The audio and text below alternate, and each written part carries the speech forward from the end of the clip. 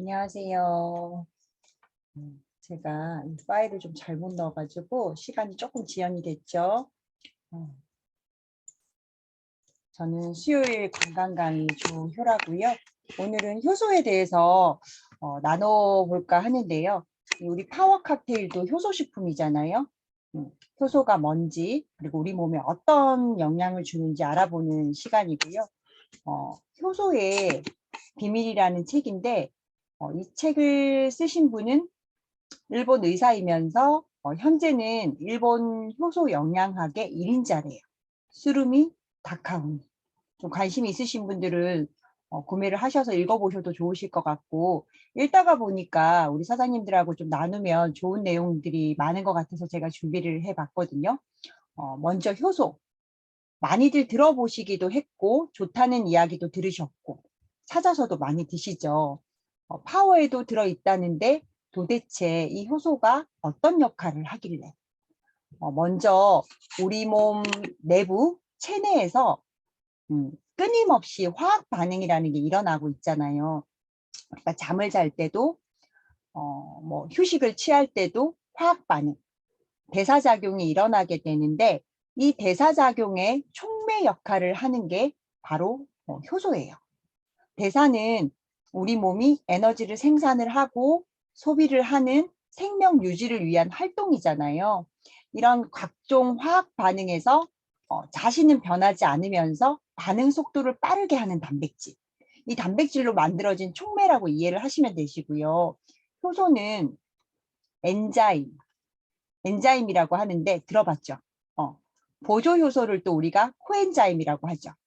효소를 문자 그대로 하면은 보조하는 역할이래요. 우리가 잘 알고 있는 코엔자임 Q10도 보조 효소 중에 하나거든요. 자, 우리가 모든 질병은 영양소의 부족에서부터 시작이 된다라고 이야기를 하잖아요. 탄수화물, 단백질, 지방, 비타민, 무기질 이렇게 5가지 영양소는 우리 몸이 정상적인 기능을 위해서 말하자면은 생명 유지라든지 건강 유지를 위해서 필수 영양소잖아요. 그걸 모르시는 분들은 안 계시잖아요. 그런데 이 중요한 물질들이 외부로부터 내 몸에 들어와서 이 효소가 없으면 내 몸속에서 일을 하지 못한다라는 거예요. 예를 들면은 자동차를 우리가 달리게 하려면 기름을 연료로 딱 넣어주잖아요. 근데 기름만 넣으면 차가 잘 달리나요? 뭐 배터리도 봐야 되고 엔진 오일이라든지 이런 것도 주기적으로 잘 넣어줘야 차가 더 오래 가고 잘 움직일 수 있게 되잖아요. 우리 인체는 약 60조개에서 100조개 그렇게 많은 세포들로 구성이 되어 있다라고 하는데 이런 수치들이 중요한 건 아닌데 뭐 인체에 대해서 계속 연구를 하다 보니까 계속 늘어나는 거죠. 새로운 사실들이 또 밝혀지고 기존의 상식이 또 없던 일로 되는 게 상당히 많거든요. 그렇기 때문에 특히나 우리 건강에 관한 것들은 꾸준히 공부를 하고 알아가는 게 중요하다라는 생각이 들고요. 60조개에서 100조개 어쨌거나 정말 무수히 많은 세포들로 우리 몸은 구성되어 있다. 이 많은 세포 한 개당 100만 번의 다른 화학 반응을 일으킨대요. 이렇게 연속적으로 일어나는 화학 반응들이 성립을 하려고 하면 중계를 하는 촉매라는 힘이 있어야 되는데 그게 바로 뭐다? 효소다. 우리가 숨을 쉬는 거, 듣는 거, 말하는 거, 이 모든 게 효소의 활동이래요. 효소가 없으면 먹을 수도 없겠고 먹은 음식을 소화할 수도 없대요.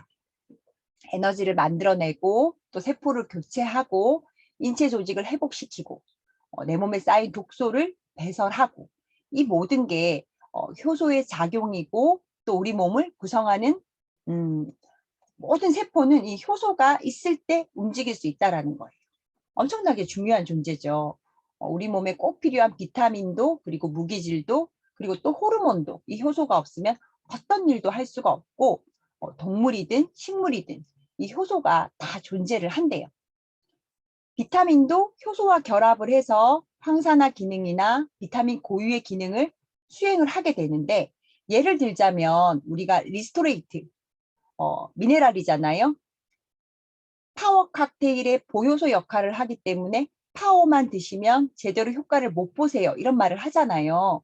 칼슘과 마그네슘 같은 무기질도 효소와 결합을 해서 효소가 제대로 작동할 수 있게 하는 그런 보효소 역할을 하는 거거든요. 그래서 영양소들은 항상 상호 보완적인 기능을 가지고 있기 때문에 한쪽 영양소로 편중이 되어서 먹는 것보다는 균형 있게 섭취를 했을 때 우리 몸의 기능이 더 잘 된다. 이렇게 이해를 해주시면 되시고요. 이 효소에 대한 연구가 계속적으로 이어지면서 정말 수많은 효소의 종류들이 늘어나고 있는데 30년대에는 약 80여 개 종류만 있는 줄 알았대요. 그런데 60년대에 들어와서는 1300종류, 그 이후에는 3000종류, 현재 알려진 것만 2만 종류래요. 이 수치 차이가 몇 년 사이에 어마어마하죠. 끊임없이 발견되고 있고 앞으로 또 얼마나 많은 종류의 효소가 나올지 기대를 하고 있다고 하고요.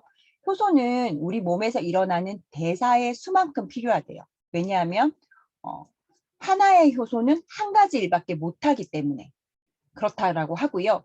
효소는 아미노산으로 구성된 단백질에 둘러싸여 있기는 하지만 그 단백질 속에서는 독자적인 활동을 하는데 우리가 생각하는 단백질과는 다르게 분해나 합성 같은 화학 반응을 빠르게 일으키는 효소거든요. 얼마나 빠르냐면 1분 동안 합성하거나 분해하는 분자 수가 평균적으로 3,600만 개. 그 중에 1분 동안 일으키는 화학 반응의 횟수가 4억 회나 된대요. 크기도 당연히 이제 우리 눈에 보이지 않을 정도로 작고 또 웬만한 현미경으로도 잘 보이지 않는 것들도 많다라고 하고요. 우리 몸속의 세포도 수조개, 그 안에 효소의 반응, 이런 미세한 움직임들이 하나씩 하나씩 고장날 때 그죠? 우리 몸이 빠르게 대처가 안 되는 건 어떻게 보면 당연하다라고 봐야 되는데 하지만 어떤 사소한 증상들, 가령 두통이라든지 뭐 어지러움, 손발 저림 이런 증상들이 온다 하면은 내 몸 어딘가에 비타민이든 효소 활동이든 문제가 생겼다. 이렇게 생각을 하시면 되겠죠. 그리고 효소는 44도 정도에서 50도 정도일 때 최적 온도래요. 이 온도가 활성이 가장 높다라고 하고요. 우리 체내에서는 38에서 40도일 때 가장 활성화된대요. 우리가 몸이 아프거나 하면 이렇게 열이 나잖아요. 이렇게 체온이 올라가는 이유도 내 몸속에 있는 효소를 최대한 움직여가지고 빠르게 치유하려는 내 몸의 자가 치유 능력이라고 보시면 되거든요. 그리고 이렇게 파워 칵테일 간혹 따뜻하게 마셔도 되나요? 라는 질문을 가끔 받는데요. 답이 되셨죠. 효소는 열에 약하다. 그렇기 때문에 정수 추천을 드리고요. 효소는 체내 효소, 체내 효소, 체외 효소로 나눌 수가 있는데요. 체내 효소, 내 몸에 원래 생성되는 태어날 때 가지고 태어나는 효소를 체내 효소라고 하고요. 외부에서 음식이라든지 식품 같은 걸로 섭취를 하는 게 체외 효소라고 하고요. 우리가 음식물을 먹잖아요. 그러면 소화액이 나와요. 입에서는 침이 나오고 위에서는 위액이 나오고 췌장이나 장에서는 장액이 나오고 이게 다 효소거든요. 내 몸에서 생성되는 체내 효소. 그런데 각 기관에서 나오는 효소가 다 똑같은 기능을 하진 않아요. 아밀라제는 탄수화물을 분해하고요. 락타제는 유당, 우유 같은 유제품 같은 걸 분해를 하고 셀룰라제는 과일이나 채소에 있는 그 식이섬유 이런 걸 분해를 하고 리파제는 지방을 분해하고 프로테아제는 단백질을 분해하는 효소거든요. 대표적인 게 이 5가지인데 뒤에 보면은 아제라는 전미어가 붙어요. 바로 촉매 화학 반응 유형에 따라 이름이 달라지게 돼요. 예를 들면은 이 아밀라제는 탄수화물이라는 그 기질을 분해만 가능한 거예요. 그래서 이 아밀라제가 단백질이라든지 지방 같은 거는 분해를 못해요. 그래서 우유 같은 유제품을 드시고 설사를 하시고 더부룩하다 하시는 분들은 유당을 분해하는 락타제 효소가 없거나 부족한 사람이다라는 거예요. 우리 몸은 어떤 음식이 들어오냐에 따라서 그때 알맞은 소화 효소를 필요한 양만큼 분비를 하게 되는데 효소는 기질 특이성이라고 하는 게 있대요. 그래서 하나의 효소는 한 가지 일밖에 못 하는데, 이 말은 여기 그림을 보시면 참고로 한번 봐주시면 이렇게 화학 반응이 일어나면요, 효소의 활성화 부분에 화학 구조가 딱 맞는 기질이 들어가요. 꼭 그죠? 열쇠의 자물쇠처럼 보시면 기질 A의 구조는 딱 맞죠. 그래서 합성이 되는데 기질 B 같은 경우는 구조가 달라요. 그래서 반응을 아예 하지 않는다라는 거예요. 그래서 한 가지 효소가 아니라 효소도 어때요? 균형 있게 만들어질 때 우리가 건강을 유지할 수 있다라는 걸 알 수가 있고요. 원래 가지고 태어난 이 잠재 효소의 소화에 필요한 효소, 그리고 노폐물을 배출하고 호르몬 균형을 조절하고 또 호흡하고 외부에서 어떠한 균이 침입을 하면 싸우고 대항하는 이런 신체 기능을 지배하는 게 대사효소라고 하거든요. 여기 보시면 체내 효소에도 그죠? 대사효소, 소화효소가 나눠지잖아요. 그렇게 해서 소화하는 데 필요한 거 그 외에는 대사효소예요.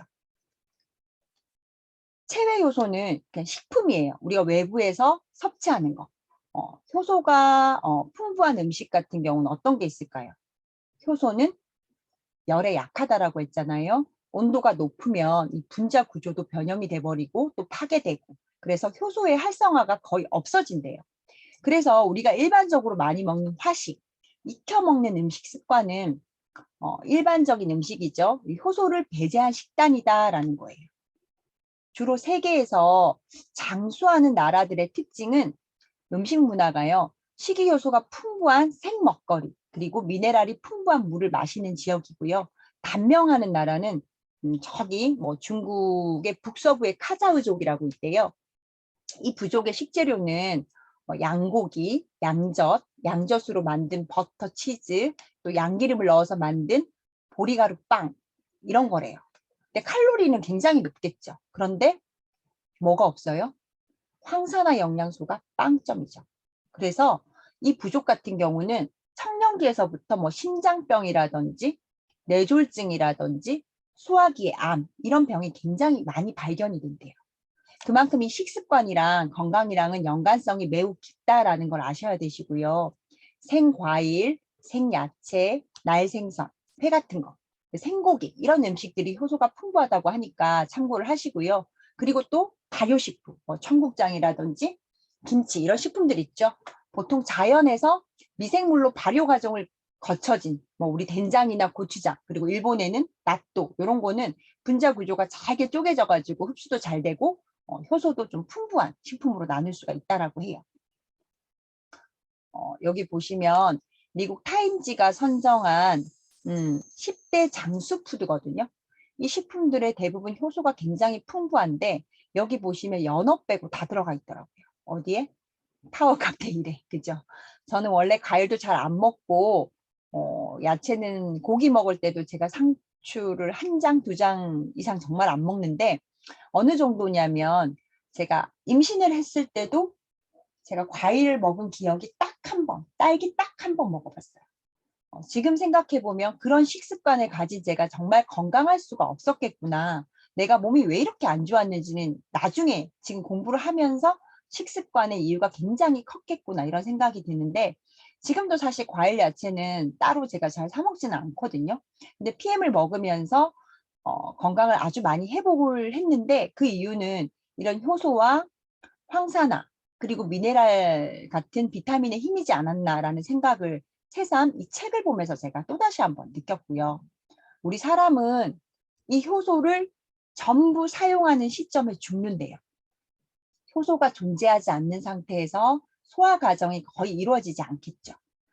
그렇다라는 거는 에너지를 얻을 수가 없다라는 것이고 신체 기능이 제대로 움직일 수 없다라는 건데 가지고 태어나는 이 효소도 고갈 시점이라는 게 있다라는 거예요.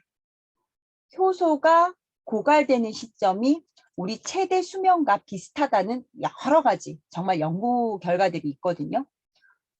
이 효소는 무한대로 계속적으로 내가 필요할 때 끊임없이 넘쳐나는 게 아니라 노화나 환경적인 이유로 해서 생성량이 줄어들고요. 평생 동안 일정한 양만 만들어진대요. 그리고 나이에 따라서 효소의 질도 달라진대요. 효소뿐만 아니죠. 우리가 세포와 세포를 그죠 접착체 역할을 하는 콜라겐도 그렇고요. 미토콘드리아의 ATP를 생성하고 전환하는 코엔자임 Q10도 마찬가지고. 그리고 칼슘. 칼슘은 사실 뭐 줄어든다기보다는 결핍이 되기 좀 쉬운 영양소인데 참고로 칼슘은 뼈 건강과 상당히 밀접한 관계가 있잖아요. 보통 칼슘이 충분할 때 우리 몸의 골량이라 그러죠. 골량은 이 30대에 보시면 그래프를 보시면 정점을 찍는데요. 이 골밀도가 짱짱하게 골밀도가 높아진다라는 건데 정점을 찍고 나면은 무조건 하강 곡선을 그린대요. 다시 내 평생에 30대의 골량은 나올 수가 없지만 최대한 이 그래프를 내가 완만하게 가지고 가야 된다라는 거예요. 여기서 뭐 20, 30대 분들이랑 이야기를 하다 보면 그리고 20, 30대에 자녀를 두신 분들은 아직 젊은 나이라서 칼슘까지는 필요 없지 않을까 뭐 이렇게도 물어보시는데 일단 요즘 20, 30대에서 칼슘이 충분한 사람을 찾기가 힘이 들고요. 성장기에도 뼈를 성장시키기 위한 재료가 충분해야 되는 거고 최대 골량을 30대에 찍는다라고 했잖아요. 최대한 만들 수 있는 만큼 짱짱하게 만들어 놓는 게 저는 맞다고 보거든요. 그래야 짱짱해야 느려지잖아요. 그래프도 그죠? 느슨해지는 정도의 시기를 늦출 수 있다. 이렇게 이해를 해주시면 좋으실 것 같고 생명 유지를 위해서 가지고 태어나는 모든 영양소들은 이렇게 자연적으로 감소를 하게 돼요. 기계도 오래 사용을 하면 녹이 슬고 또 부품이 닳아서 교체를 해줘야 되는데 우리 몸은 사실 기계보다 더 많이, 더 오래 사용을 하잖아요.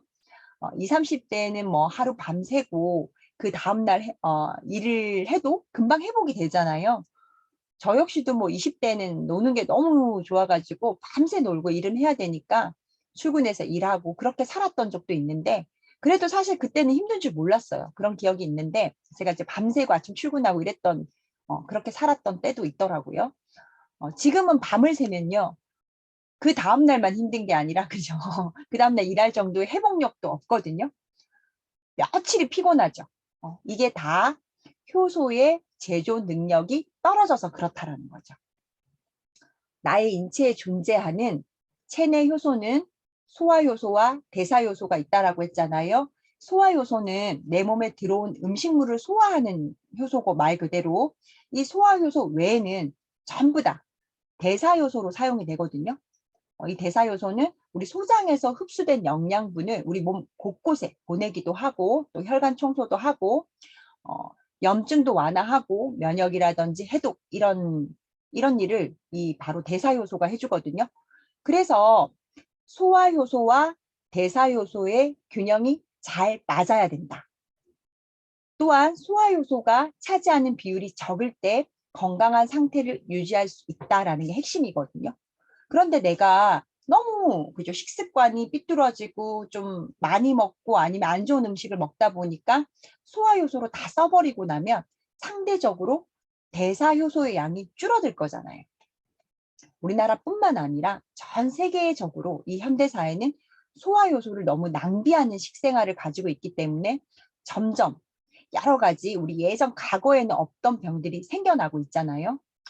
이 책에서 아주 좋은 예가 나와서 소개를 해드리자면 워싱턴 대학의 외과팀에서 개 몇 마리한테 관을 이렇게 끼워가지고 췌장액을 몸 바깥으로 유출시키는 실험을 했다라고 해요. 췌장액이 외부로 유출된 개들은 먹이를 줘도요, 한 일주일 내에 모두 죽어버리고 말았대요. 지한테도 똑같은 실험을 했는데 일주일 이상 살아남은 쥐는 한 마리도 없대요. 아시다시피 이 췌장액은 췌장에서 만들어져서 소장의 십이지장으로 분비가 되어지는 소화액이잖아요. 특히나 이 췌장액에는 뭐 단백질, 탄수화물, 지방 이 모두를 분해하는 여러 가지 소화 요소가 존재를 하기 때문에 우리 포유류한테 있어서는 소화, 흡수에 아주 중요한 역할을 하거든요. 이 췌장액을 외부로 유출시켜 버리니까 몸의 기능이 멈춰서 이런 결과가 나온 실험이라고 합니다. 그러면 우리가 소화효소를 낭비하면 안 되는 이유가 명확하죠. 이 저자는 일본 사람이다 보니까 이렇게 말을 해요. 일본인은 현재 식생활은 이 췌장액이 뽑힌 개와 매우 비슷하다. 무섭죠. 인스턴트 식품, 가공된 식품, 당으로 무장한 식품, 정제 탄수화물, 고단백질 식품, 트랜스 지방산 이런 게 많은 기름진 식품들 그죠? 잔류 농약 그리고 통조림 식품도 마찬가지고요. 어, 나는 그렇게 안 먹는 것 같으시죠? 꼼꼼히 한번 따져서 보세요. 소량이라도 늘 식탁 위에 한두 가지는 있고요. 과식도 마찬가지고 약물을 섭취하는 것도 마찬가지고요. 너무나 자연스럽게 우리는 조금씩 그죠? 가랑비에 옷 젖듯이 먹고 있다라는 거죠. 저 역시도 마찬가지고요. 이러한 식생활 패턴이 효소의 소비를 가져온다라는 거거든요. 잘못된 식습관 때문에 우리 췌장에 과부하가 걸리면 체내에 있는 조직이나 세포 속에 있는 효소를 동원을 해서 그때 내 몸이 필요로 하는 소화효소로 변화해서 또 분비를 하겠죠. 이렇게 대사효소로 쓰여야 하는데 소화효소로 동원이 돼서 낭비가 되다 보니까 체내의 효소, 가지고 있던 잠재효소가 더 빨리 고갈이 되면서 내 몸에 정작 해야 되는 대사라든지 해독에 쓸 효소가 부족하게 된다는 거예요. 그러다 보니까 노화도 더 빠르게 오고 병도 빠르게 오고 이렇게 되는 거거든요. 왜 음식을 가려 먹어야 되고 적게 먹어야 되는지 조금 이해가 되실 거예요. 음식 말고도 격렬한 운동을 많이 하는 사람, 특히 뭐 운동이 직업인 사람들도 그렇고요. 잠을 잘 자지 않는 사람, 수면이 부족한 사람, 과식을 자주 하는 사람, 그리고 늘 소화불량인 사람. 이런 분들은 소화효소가 효소가 이제 과도하게 사용되고 있는 상황이다라고 이야기를 하거든요. 우리 사장님들 중에서도 여기에 해당이 되신다면 체내의 효소 총량의 법칙을 좀 기억을 하시고 정말 지금부터라도 효소가 들어있는 음식들을 찾아 먹는 게 조금 도움이 되실 거고요. 체내 효소의 소비를 막는 데는 식이효소가 가장 좋다라고 합니다. 모든 효소는 단백질을 포함하고 있지만 우리가 알고 있는 단백질의 뭐 골격 이런 거랑은 상관이 없으세요. 효소에 들어있는 단백질은 그 효소를 체내에 필요한 장소로 보내기 위한 운송 담당 이렇게 생각을 하시면 되시고요. 효소가 단백질로 쌓여 있다라고 하니까 그러면 단백질 식품을 섭취하면 효소도 같이 섭취하는 거 아니야? 라고 생각을 하실 수도 있는데 그렇진 않습니다. 그리고 앞에서 잠깐 언급을 했는데 화식, 과열식 우리 체조도 주로 데쳐서 먹고 볶아서 먹고 막 그러잖아요. 이것 또한 소화효소를 더 많이 만들게 하는 이유가 된다라고 하거든요. 효소를 섭취하기 위해서는 되도록이면 생것, 날 것으로 먹는 게 좋은 식습관이라고 하고요. 제가 사실 어릴 때는 소화불량, 변비 이런 게 굉장히 심했거든요. 원래도 심한데 19, 한 20살부터 제가 서울에서 혼자 살게 됐어요. 그러다 보니까 뭐 음식이 제대로 됐겠어요? 할 줄 아는 것도 없었고 맨날 뭐 김밥에, 라면에, 치킨에 그렇게 한 10년을 딱 살았더니 몸이 항상 이렇게 부어 있는 거예요. 붓고 뭐 그렇게 뚱뚱한 거 아닌데 통통했죠. 통통하고 맨날 붓고 뭐 두통에 악성 변비의 생활이었거든요. 나중에는 이제 먹기만 하면 아픈 상황이 있는 거예요. 친정 엄마가 보기가 딱해서 제가 섭생하는 곳을 데려가서 체질도 검사를 받고 또 먹는 음식도 조절을 하고 거기에서 파는 보조제도 먹고 한 3개월은 제가 도시락도 싸다니고 또 그렇게 하니까 몸이 굉장히 빠르게 회복이 되더라고요. 근데 문제는 그때 나이가 제가 29인가 그랬는데 뭐 치커리, 무잎, 배추잎, 어성초 뭐 이런 걸 맨날 시장을 봐와야 되는 거예요. 그래서 집에 와서 씻어서 다듬어서 즙을 내고 어, 물도 이제 거기서 알려준 대로 끓여 마셔야 되고 아무튼 아무것도 그 나이에 제가 그거 빼고는 다른 시간을 쓸 수 있는 여유가 없는 거예요. 나중에 보니까 거기에서 동결 건조로 해서 가루로 팔기도 하고 그러는데 물도 끓여서 팔고 뭐 이러더라고요. 그 당시가 한 15년 전이잖아요. 그런데 금액적으로 한 100만 원이 더 들어가더라고요. 사실 제가 지금 PM 사업을 하는데도 불구하고 그 정도는 안 들어가거든요. 그것도 15년 전에. 돈도 시간도 제가 감당할 수 있는 나이도 아니고 환경도 아니어가지고 딱 멈추니까 순간 그죠. 저의 안 좋은 습관으로 다시 돌아가면서 그러다 보니까 결국 여기저기 문제가 생겨서 정말 그 이후로 계속 여러 가지 수술을 받게 됐거든요. 전혀 다른 쪽의 수술을 하다 보니까 제가 왜 그랬는지 몰랐는데 나는 왜 이렇게 여기저기 고장나지? 라고만 생각을 했는데 지금 제가 공부를 하다 보니까 알겠는 거죠. 이 책에도 나와 있는데 미세순환, 혈액의 순환을 말하는 거거든요. 우리 몸에 효소와 영양소가 돌지 않으면 조직은 기아 상태에 빠진대요. 미세불량, 모세혈관이 그죠? 눈으로도 안 보인다라고 했잖아요. 미세순환 불량으로 시작을 해서 눈, 신장, 뇌, 자궁, 난소 다 어때요? 모세혈관이 많은 장기들이잖아요. 뭐 난소낭종, 자궁근종, 신장병, 안질환, 하지정맥류, 뇌경색, 냉증 이 모든 병들이 미세순환 불량에서 시작이 된다라는 거예요. 각각 다른 위치의 장기들이긴 하지만 원인은 같을 수 있다라는 거에 주목을 하셔야 되고요. 제가 이런 내용을 알고 있었다라면 막을 수 있는 수술이 몇 개 있거든요. 문제는 수술하고 끝이 아니라는 거예요. 정말 안 아파 보시면 모르는 게 통증인데 제가 수술을 많이 했다라고 하니까는 뭐 얼마나 많이 했냐는데 총 제가 한번 대충 세보니까 큰 수술만 한 8번, 어릴 때부터 한 게 한 8번 정도가 되더라고요. 근데 정말 아프면 말로 표현이 안 되잖아요. 또 수술하고 나면 일상생활하는 체력은 회복이 돼요. 일단 당분간 회복이 되는데 여전히 소화는 안 되고 변비는 더 심해지고 악순환이 계속되는 거죠. 저는 가장 힘든 게 생활에서는 변비랑 소화불량이었는데 결국은 이제 그것도 이어가다가 쓸개도 떼어내고 자궁 쪽으로도 수술을 했거든요. 그때는 제가 전혀 상관이 없는 거라고 생각을 한 거예요. 결국은 오늘 제가 또 책을 보면서 또 여러 가지 건강 공부를 하면서 야, 이런 것들도 다 연결이 되어 있다라는 그런 사실을 제가 인식을 했죠. 그래서 우리 사장님들도 아, 내가 전혀 다른 부위가 아프지만 원인은 같을 수 있겠구나. 이렇게 좀 생각을 해주시면 좋겠고 제가 정말 30을 딱 넘기면서 두통약, 소화제, 비염약 이건 정말 필수로 가지고 다니면서 먹었었거든요. 한 8년에서 10년 정도. 그런데도 식생활을 개선하면 나아진다라는 생각 자체도 못했던 것 같아요. 근데 PM을 만나고 나서 정말 자연스럽게 이 약들을 찾지 않게 됐는데 영양소의 균형이 맞춰지면서 내 몸이 일을 하기 시작하고 균형을 맞추면서 회복되기 시작한 거죠.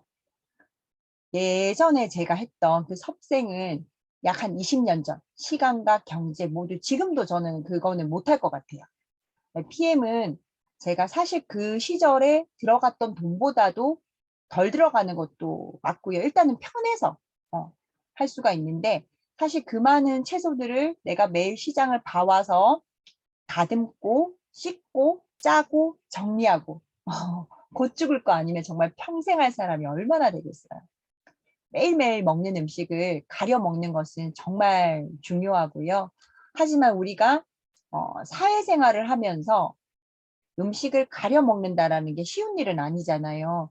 그래서 이런 식품의 도움을 받자라는 건데 파워 칵테일 성분 수없이 들으셨겠지만 5가지의 소화 요소, 탄수화물을 분해하는 아밀라제, 식이섬유를 분해하는 셀룰라제, 지방을 분해하는 리파제, 단백질을 분해하는 프로테아제 이렇게 포함 5개가 포함이 돼 있거든요. 어떤 음식을 먹든 그 음식에 필요한 효소가 따로 있다라고 했잖아요. 파워 칵테일로 효소를 충분히 채워주시면 소화 효소의 과소비를 막게 돼서 체내 효소, 그 낭비를 어느 정도는 막을 수가 있고 이 대사 효소가 부족하지 않게 확보를 하면서 뭐 장 청소라든지 해독이라든지 면역을 올려서 건강을 지키는 데 확실히 도움이 된다. 이렇게 말씀을 드리고요. 한정된 소화 효소를 활성화시키는 것은 외부에서 공급받는 건 사실 당연하잖아요. 나는 뭐 보조제를 못 믿겠다. 옛날에는 이런 거 안 먹어도 건강하게 잘 살았다. 맞아요. 과거에는 가능했어요. 지금처럼 농사를 지을 때 화학 비료도 이렇게까지 많이 사용을 하지 않았었고요. 지금처럼 환경도 심각하지 않았고 또 그때는 밥을 준비해 주시는 우리 어머니 세대들은 대부분 주부가 많았어요. 그래서 간편식보다는 뭐 나물 반찬, 생선 반찬 뭐 이렇게 정성스럽게 준비를 해주셨죠. 일단 근본적인 식재료가 다르고요. 물론 그렇더라도 뭐 정크푸드나 정제된 탄수화물 이런 것보다는 과일 야채가 훨씬 좋기는 하죠. 집밥이 좋기도 하고. 문제는 우리가 하루에 우리 몸에 필요한 양의 과일과 야채를 먹어낼 수 있냐도 문제고요. 우리가 음식을 먹는 이유에 대해서 다시 한번 생각을 해봐야 돼요. 저 같은 경우는 음, 균형 있는 영양소 섭취를 위해서 밥을 먹는다기보다는 사실 맛, 그렇죠. 입의 즐거움을 해결하는 정도이지 않나라는 생각도 드는데, 인간이 음식을 섭취하는 본질은 또 에너지 생성이잖아요. 에너지를 얻어서 활동하기 위해서 생명 유지를 위한 필수 5대 영양소. 사실 너무 잘 알고 계시죠? 이 5대 영양소는 뭐 단백질은 골격과 세포 조직 그리고 점막, 점액 이런 원료가 돼서 뭐 호르몬 조절, 면역력을 유지하는 그런 영양소고, 지방 역시도 세포막, 생체막 이런 성분이 되고, 또 비타민의 운반 역할 뭐 이런 걸 하죠. 탄수화물의 당질은 또 세포 속에 미토콘드리아라는 에너지를 생산하는 데 또 작용을 하고, 그리고 비타민, 무기질 여기까지 5대 영양소, 그리고 플러스 이 물은 사실 영양소라고 하기에는 좀 그렇지만 기본 베이스예요. 아무리 비싸고 좋은 영양소를 섭취를 하신다 하더라도 이 물이 부족하다 하면 우리 몸은 또 문제가 생기더라. 요즘에는 물이 부족한 사람이 정말 많으시잖아요. 커피, 여러 가지 디저트 음료 같은 게 워낙 많다 보니까 물 마시는 걸 좀 소홀히 하시는데, 차나 음료는 물이 아니라는 거. 뭐 오히려 뭐 커피 같은 경우는 탈수를 부르게 되잖아요. 그래서 물 마시는 습관이 굉장히 중요하고요. 지난번 대표님 강의에서 주기한 박사님의 혈액과 물과 공기라는 책 정말 한번 읽어보시면 물의 위대함과 필요성을 정말 알게 되실 거란 생각이 들거든요. 근데 이 박사님은 유튜브로도 많이 나와 있어요. 그래서 꼭 한번 들으시든 읽으시든 하시면 도움이 되실 것 같고, PM은 다른 타사의 알약 타입과는 다르게 물을 어느 정도는 확보를 한다라는 것도 굉장히 강점이죠. 그리고 현대인의 6대 영양소로 불리는 식이섬유. 이 식이섬유가 점점 부족해지다 보니까 음식으로는 사실 섭취하기가 좀 힘든 부분이 있어요. 그래서 식이섬유만 따로 찾아서 드시는 분들도 많으신데, 특히 뭐 당뇨를 가지고 있다 하시는 분들 필수 영양소가 또 식이섬유고요. 식이섬유가 필요하다라는 거는 다들 아시잖아요. 이 식이섬유에도 수용성, 불용성이 있고요. 수용성은 말 그대로 물에 녹는 뭐 콜레스테롤이나 당분과 결합을 하기 때문에 혈액의 흡수를 좀 낮춰주고 포만감을 주고요. 불용성은 물에 녹지 않고 질겨요. 주로 과일, 뭐 야채 껍질, 그 단단한 부분, 이런 질긴 부분에 많이 함유를 하고 있는데, 요즘은 사실 농약 때문에 과일도 껍질을 두껍게 깎고, 그죠? 그러다 보니 못 먹다 보니까 더 부족해지기도 하는데, 우리 소화기관에서는 분해되지가 않는 그런 특징을 가지고 있고요. 변의 부피를 늘려서 변비에 도움을 주는데, 수용성이건 불용성이건 한쪽으로 치우쳐서 섭취를 하게 되시면 장의 무력화가 올 수도 있기 때문에 이것 또한 균형을 맞춰서 드시는 게 좋거든요. 일반적으로 뭐 식이섬유가 좋다더라 이렇게는 알고 계시지만 이런 것까지는 잘 체크를 안 하시고 드시는 분들이 많으시거든요. 이 파워 칵테일에는 수용성 6가지, 그리고 불용성 4가지, 총 10가지의 식이섬유가 들어있거든요. 파워를 드시고 나서 오히려 나는 변비가 온다, 화장실을 못 간다 하시는 분들은 물의 양을 한번 체크를 해보시고요. 그래도 나는 못 간다 하시면은 평소에 장이 많이 안 움직이시는 경우가 많고 만성인 경우도 많거든요. 장이 좀 움직일 수 있도록 운동을 함께 해주셔라 이렇게 말씀을 드리고요. 월요일날 우리 세라 사장님 수업에서 이 변비가 모든 병의 신호일 수 있다 그랬잖아요. 보통 만성 변비는 말 그대로 오래된 경우가 대부분이세요. 우리 주변에 많은 분들이 너무 급하시죠. 한국 사람들의 특징이기도 한데, 변비라든지 수면 같은 경우는 정말 뭐 5년, 10년, 20년 이렇게 오래되신 증상일 때가 많으시거든요. 내 증상이 오래된 사람일수록 회복하는 속도도 좀 걸릴 수 있다. 일주일 먹고 두세 달 먹고 나는 좋아지는 거 모르겠어 이렇게 하시지 마시고, 나의 증상 기간과 비례할 수 있다라는 거. 물론 빠르게 좋아지시는 경우도 많죠. 그렇지만 사람마다 다 다를 수 있잖아요. 이 만성변비는 정말 제가 수업할 때마다 말씀을 드리지만 저는 어릴 때부터 가지고 있었거든요. 이게 물론 집안 내력인 것 같기도 하고 일주일에 제가 많이 가면 2번 가고요. 평균 1번이에요. 그렇게 20년을 넘은 제 만성변비가 지금 저는 2년 좀 넘게 먹고 있거든요. 완전 사라졌어요. 20년 넘었는데 지금 사라진 지가 2년이면 굉장히 행복한 거거든요. 그래서 변비가 있다 하시는 분들은 내 몸이 보내는 질병으로 가기 전에 신호인 만큼 꼭 개선을 하셨으면 좋겠고요. 이 현대사회에서는 뭐 당뇨라든지 비만이라든지 고혈압 같은 이 대사질환이 늘어나고 또 암 환자도 상당히 많이 늘어나면서 웰빙 바람이 불고 있어요. 그래서 또 떠오르는 영양소가 있죠. 뭐가 있어요? 파이토케미컬, 황산화 영양소죠. 우리가 잘 아는 황산화 영양소가 한 8대 영양소쯤으로 이해를 하시면 되는데 황산화, 산화를 막아주는 영양소라는 건데 금속으로 이야기를 하면 녹이 쓴다. 사과 같은 걸 깎아두면 갈변되는 거. 우리 몸에서는 세포를 노화시키는 거를 말하는 거죠. 이거를 막아주는 게 파이토케미컬이에요. 이 식물들은 자라면서 뭐 비바람도 치고 강한 햇볕에 바로 쪼이고 해충, 미생물 이런 여러 가지 자연적인 환경으로부터 그죠? 내 몸을 보호하기 위해서 뿜어내는 물질, 자기 방어 능력. 식물은 한번 태어나면 스스로 이동이 불가하잖아요. 정말 온몸으로 혼자 싸워서 이겨내야 내가 예쁘고 그죠? 튼실한 열매를 맺을 수가 있는 거잖아요. 나를 보호하기 위해서 색이라든지 향이라든지 매운맛, 쓴맛 같은 기능성 성분, 영양소가 농축, 집결되어 있더라는 거예요. 강한 자외선을 직접 받아내는 열매나 껍질, 잎, 줄기 이런 데 보호막을 딱 생성을 하는데 이 보호막이 강력한 황산화 물질이라는 거죠. 식물이 만들어낸 화학물질 이렇게 이해를 하셔도 되시고 주로 야채, 과일, 해조류, 녹차 이런 종류에서 발견이 되는데요. 비타민 C, 비타민 E 우리가 강력한 황산화제로 불리는 영양소죠. 그리고 베타카로틴, 라이코펜, 안토시아닌, 폴리페놀, 카데킨, 라스베라톨 한 번쯤 다 들어보셨죠?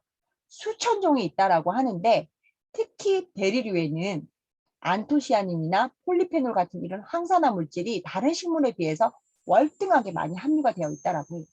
주로 항염, 항암, 혈관 정화, 뭐 해독, 면역력 이런 기능이 있다라고 알려져 있고요.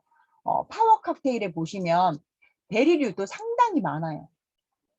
다양하게 포함을 하고 있고요. 블랙커런트, 엘더베리, 뭐 아세로 이거는 그죠. 어쨌든 베리류가 상당히 많이 들어있더라고요. 그리고 광황, 생강, 마늘, 당근, 토마토 이런 야채, 과일이 32가지. 우리가 아무리 좋은 음식을 찾아 먹는다라고 해도 매일매일 이렇게 여러 가지 식물들을 다 섭취할 수는 없다라는 거예요. 우리 몸이 다양한 문제로 질병하고 마주하지만 결국은 산화 때문에 노화가 빠르게 진행이 되고 병에 걸리잖아요. 이런 황산화 영양소가 노화를 지연시키는 데 도움을 주고요. 질병에 대한 방어력을 올려준다라는 거예요. 대량 생산을 위해서 뭐 하우스 재배라든지 하우스 재배를 하게 되면 우리가 필요 이상으로 제초제, 비료, 농약, 그죠? 영양소가 많을 리가 없다. 하우스에서 편안하게 때 되면 물 주고 벌레 생기면 제초제 뿌려주고 스트레스가 없기 때문에 이런 성분이 황산화 성분이 적을 수밖에 없다라는 것도 좀 알아주시고 내가 매일 마트에서 그리고 시장에서 사 먹는 것도 영양소적인 면에서는 한번 고민을 해봐야 되지 않을까라는 생각이 들고요.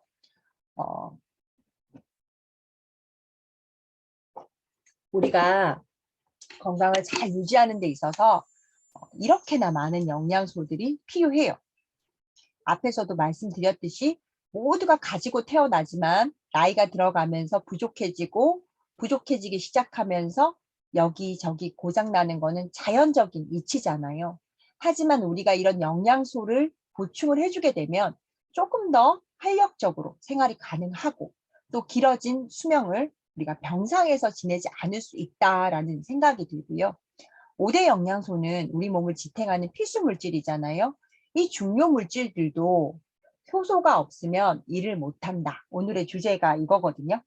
근데 우리가 비타민이나 미네랄에 대한 기능, 이런 중요성에 대해서는 이제 그죠, 많이 인식을 하고 계시는데 이 효소가 없으면 필요가 없다. 우리 몸이 움직이려면 세포들이 화학 반응을 해야 되고요.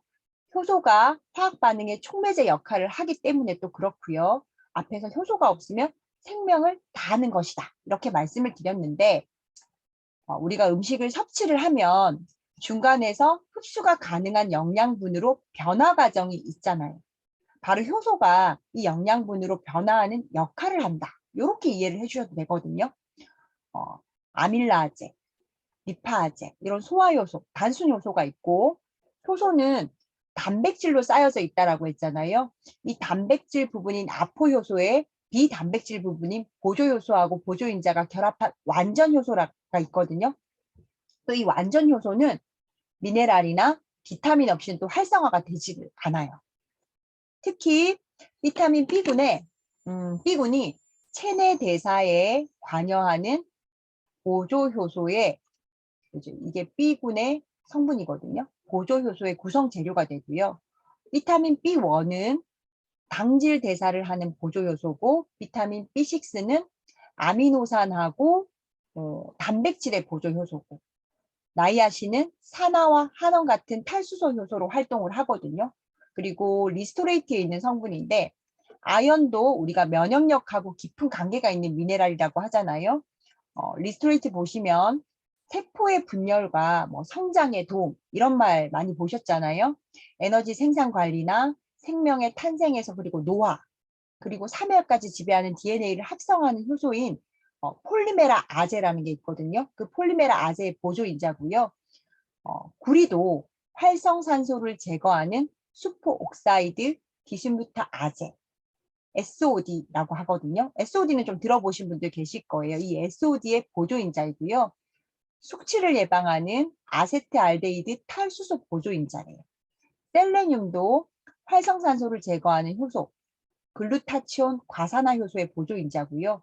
망간도 세포에 있는 미토콘드리아의 에너지 대사에 관여하는 피루부산 카르복실라아제의 보조인자.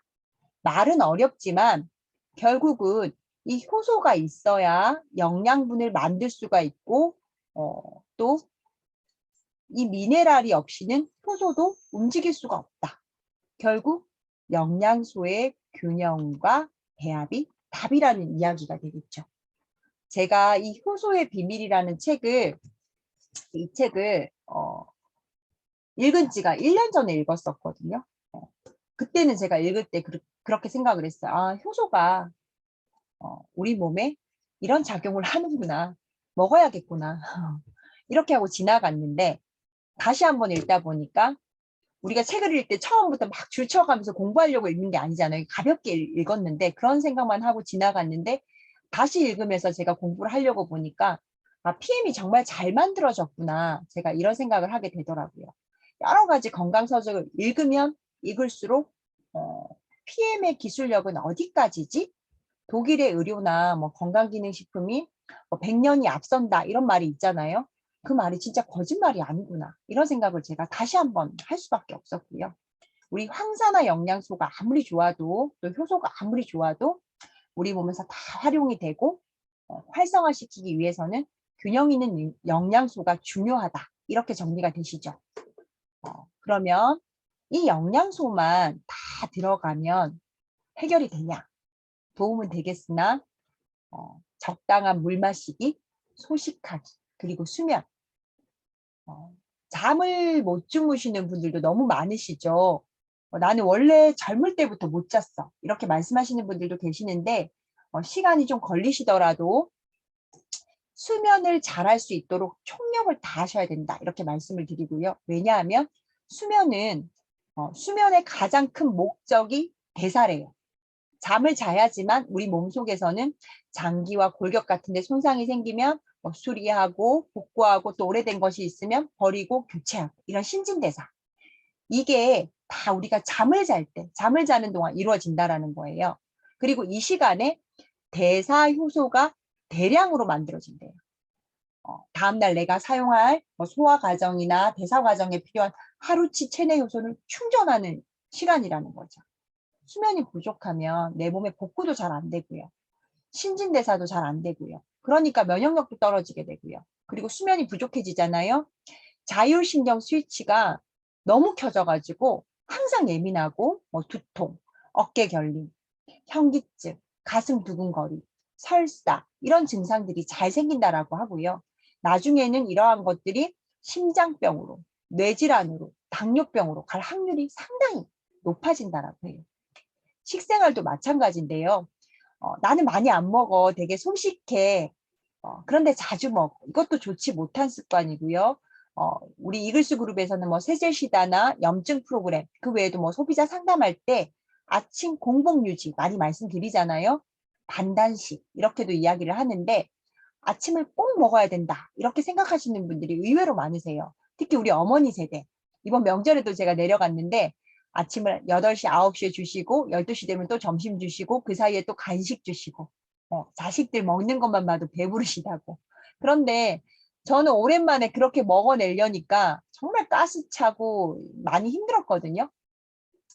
일정한 공복 시간을 갖는 것은 오염된 세포를 좋은 세포로 바꾸고 되돌리는 유일한 방법이거든요. 간헐적 단식. 제가 지난번 수업에서 한번 말씀드린 적이 있는데 다이어트의 목적이라기보다는 인슐린 민감성을 올리는데, 즉 세포를 쉬게 하고 복구하는 게 목적이라고 얘기를 했잖아요. 아침을 먹지 않아도 우리 몸은 축적된 에너지를 끌어다가 쓸 수 있게 되어 있거든요. 반단식을 할 때는 당연히 충분한 물도 들어가 줘야 되고요. 특히 미네랄이 많은 물. 그래야 독소가 땀이든 소변이든 배설이 쉬워지겠죠. 보통 이런 단식을 할 때 먹어도 괜찮은 게 과즙, 생즙 이런 거잖아요. 이런 측면에서 PM이 참 적합하다라고 보여지거든요. 설탕도 없고 화학물질도 안 들어가 있고 간도 별로 사용을 하지도 않고 그쵸? 저도 과거에는 아침을 목숨처럼 먹었던 사람인데 이렇게 지금 반단식을 한 지가 2년이 넘어가고 있어요. 현재는 제가 잘 붓지도 않고 몸도 상당히 가볍고 활력도 넘치고 그렇거든요. 무엇보다도 우리 몸의 잠재 요소, 체내 요소를 보존하는 데 도움이 된다라고 말씀을 드릴 수가 있겠고요. 체내 요소는 무한대로 만들어지는 것이 아니다. 효소가 부족해지면서 병이 생기고 효소가 고갈되면서 생명은 끝난다. 단식을 막 힘들게 생각하고 생집 너무 좋죠. 하지만 어려우면 어렵고 복잡하면 꾸준히 평생 하기가 힘들잖아요. PM은 정말 쉽게 할 수 있는 장점이 있어요. PM에서도 약 한 20여 가지 제품이 한국에 들어와 있는데 무엇보다 그죠? 안전함의 상징, 전 제품 도핑 테스트 통과 굉장히 그죠? 매력 있는 제품의 특징이죠. 그리고 NTC 이론의 마이크로 솔브 공법이라는 특허 기술로 흡수에 대해서는 두말할 것도 없고요. 그 외에 깨끗함의 상징이라는 할랄 인증, 명품 기업만 받는다는 TUB 인증, 여러 가지 인증과 독보적인 기술력으로 만들어진 제품력을 좀 가지고 있고요. 내가 건강관리 차원이다 하시면 저라면 기초 3종에 올인을 하셔도 되실 것 같고요. 나는 어떤 증상을 가지고 있다, 이미 질환이 있다 하시는 분들은 거기에 맞는 기능성을 추가를 하셔서 도움을 받으시면 되시는데 각자의 몸 상태에 따라서 먹는 양과 방법 이런 거는 각자의 스폰서 사장님들과 의논을 하시면 좋지 않을까라는 생각이 들고요. 제발 이게 한 번, 두 번 드셔보시고 먹기 불편하다, 그래서 나랑 안 맞는다 그러시지 않으셨으면 좋겠어요. 이 소비자 한 분이 타사의 제품을 PM보다는 좀 월등히 가격이 비싼 제품이었는데 그거를 한 3년, 4년 정도 드셨대요. 근데 먹을 때는 정말 힘들지가 않으셨대요. 그 제품을 꾸준히 드실 때는. 근데 딱히 좋아지는 건 없지만 본인이 자가 면역 질환을 앓고 있어서 먹어야 한다니까 수년간 드신 건데 근데 PM이 좋다라고 하니까 한번 먹어볼까 싶어서 드셨는데 일주일도 안 됐는데 나는 이거 힘들어서 못 먹겠다라는 거예요. 속도 울렁거리고 머리도 아프고 통증이 너무 심해진다고. 그래서 제가 이때까지는 몇 년 동안 아무 느낌도 없는 걸 왜 드셨어요? 이렇게 우스갯소리로 말씀도 드렸는데 사실 영양소의 성분은 다 비슷하잖아요. 그런데 이게 내 몸에 맞다 안 맞다. 저는 이거는 아니지 않을까라는 생각을 했고요. 반드시 내가 어떠한 증상을 개선함에 있어서는 통증이 따른다. 그거는 PM뿐만 아니라 한약이든 뭐 다른 기능식품도 마찬가지고 내 몸에 흡수가 된다면 통증이 나타날 수 있다. 불편함이 지나가야 현재 건강보다 좋아진다라고 이렇게 생각을 하거든요. 제가 PM 사업을 1년 정도 진행을 했을 때는 이렇게 자신감이 없었어요. 분명 몸은 좋아졌는데 제가 잘 모르니까 확신 같은 게 좀 덜 생긴다. 뭐 그런 느낌이었는데 제가 좀 2년을 좀 지나면서 제 남편 그리고 제 아이 무엇보다 우리는 하루하루 시간이 가면서 노화가 되고 있잖아요. 그런데 점점 활력 있고 또 건강하고 병원 갈 일은 없고 이게 다 영양소의 힘이더라. 우리 사장님들은 나중에 80, 90 나이가 되면 어떤 모습으로 지내고 싶으세요? 모두가 같은 대답일 거라고 생각이 되는데요. PM이기 때문에 저는 빨랐다라는 확신은 있거든요. 우리 사장님들도 기본 식생활 꼭 점검을 하시면서 그리고 수면 잡으시고 그리고 PM 성실히 드신다면 건강한 노후를 준비하는데 반드시 도움이 될 거라고 믿고요. 5대 영양소, 식이섬유, 황산화 영양소, 효소. 영양소는 균형이 중요하다라는 거 기억하시면서 저는 오늘 수업 마치도록 하겠습니다. 늦은 시간까지 들어주셔서 감사합니다.